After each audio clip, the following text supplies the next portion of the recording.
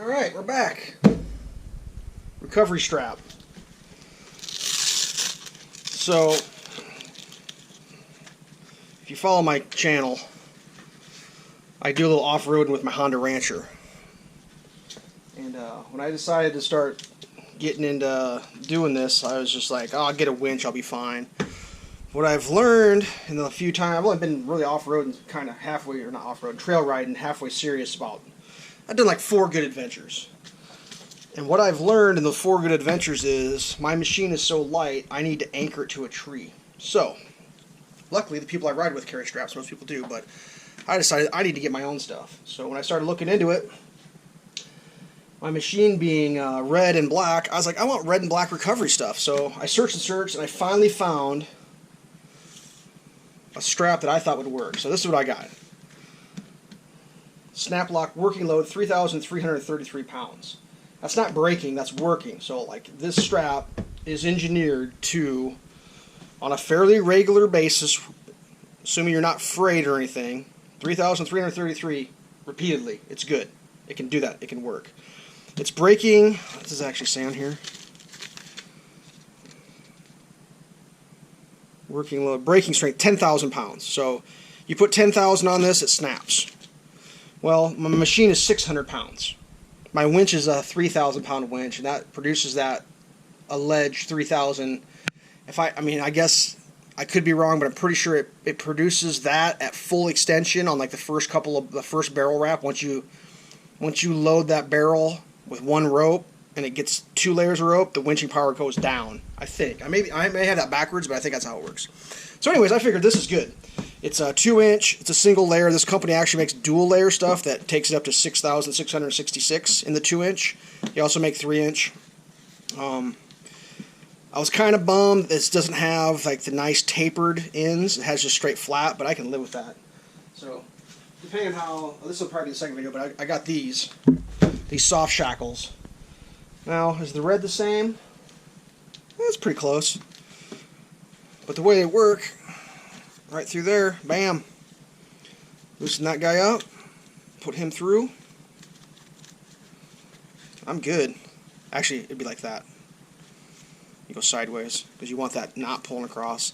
This extra here and that extra here, that's just for wear. That's not actual part of the strength of it. That's just for a wear point. So for me, if I was hooking to someone's, like, maybe to their frame and they had some metal, I'd make sure to put this part, I'd pull that tight, make sure that's good and protected. And this is a 30-footer, so this is super long. Way longer than I think I ever need. So like, I got 40 foot of winch cable, 30 foot of that, and then, you saw in my other video, I just picked up this bad boy. This Rhino USA tree saver. It's an 8-footer. So technically, in a pinch, oh, I forgot to show this on the video. This has got a nice loop and hook. And that's something I was going to address on this thing, which I'm not super pumped about, is this loop and hook here on the Rhino. It does not attach itself to the strap. This one, which is a sewn-on, when I got it out of the box and I took it out, it was see, it kind of, it catches a couple of those little hairs and it starts fraying them. I don't like that at all. Like, it's kind of, I'm thinking about just chopping the thing off, because when I rewrapped this backwards. It was 100% wound the other way, but when I got it out of the packing material, this was like attached to the side, and I felt like it was frayed. Like, if you look, I mean, it's not frayed, but it's like, I don't know what the word is. It's had a piece of Velcro stuck to it. That's exactly what that is. And it's like, dude, really? Like, you're going to make a I don't know what the word is, self-destructing? So yeah, I'm not too pumped about that, this particular brand of, or not brand, but type of Velcro. I mean, Velcro's a trade name, but. So anyways, back to what I was saying. 30 foot, coming here to this bad boy. It's got some frayed stitching, that's alright. It's just on the protection layer. Come in here, loop that guy, and then slamma jamma. Look at there. That's good to go. That ain't coming apart. That is legit. I mean, these soft shackles, this is a pretty big, I think this is 1/2 inch line, and the 1/2 inch line stuff is like, It varies per manufacturer, but you're talking large working loads, 10,000 pounds working. So for my little Honda, that's good. Would I use this on my pickup truck if I was doing a recovery? Probably not. I mean, in a pinch, I might. I'm sure it's probably good for it, but I don't know. I can't remember what it said when I ordered. I think it had a working load. I think I was nervous about that, so I actually found one that had a working load. I think it was 15,000 maybe. Oh, I feel bad. I feel like I'm saying shit that I don't even know what I'm talking about. Trying to see if I can look that up. Yeah, it doesn't really matter.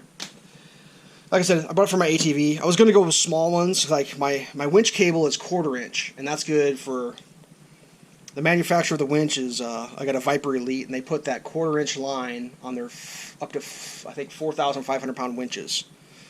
So obviously that working load of 1/4 inch line is strong enough to be on a 4,500 pound winch, obviously, because they do it. So this is like monster overkill. I mean, monster, but they weigh nothing. These float too, I guess. I think they came out of the sailing, like people sailing boats.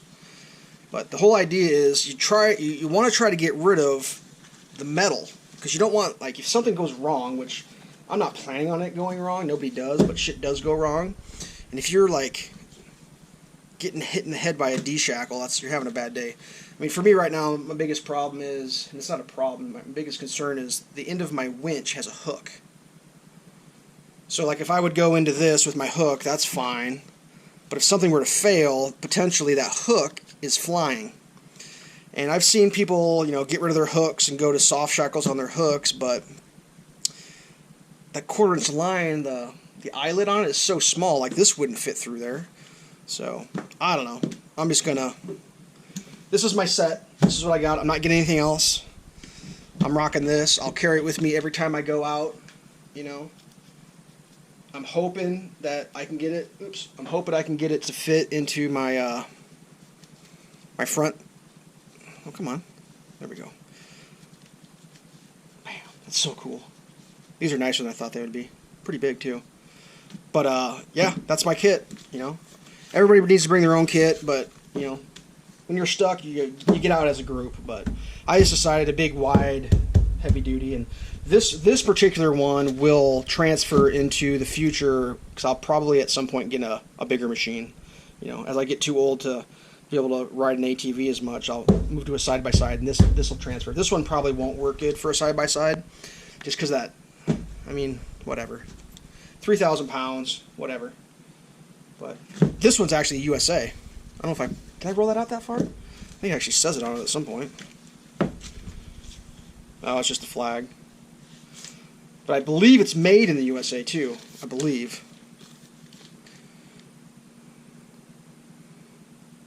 Protect strap, do not lift. Not for lifting or towing. Well, what the hell is it for then?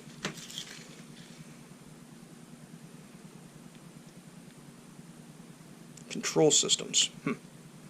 Like Snap-Loc actually makes like a whole system of like metal brackets and like tie downs and stuff. So that's probably what this is all for. That's funny. Tow and lifting strap. Do not use for lifting and towing. That's actually funny. It actually says that right here. Made in the USA. Lifting and tow strap. And then you go up here. Do not use for lifting or towing. So this is just for show off. This is my brag strap.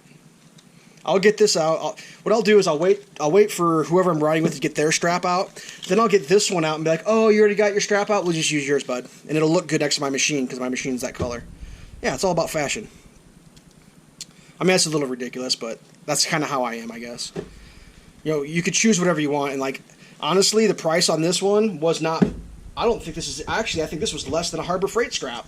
To be honest with you, it was like 23 bucks maybe for something like that. This one was like around 20 something bucks. I mean, yeah, you could probably find cheaper for sure.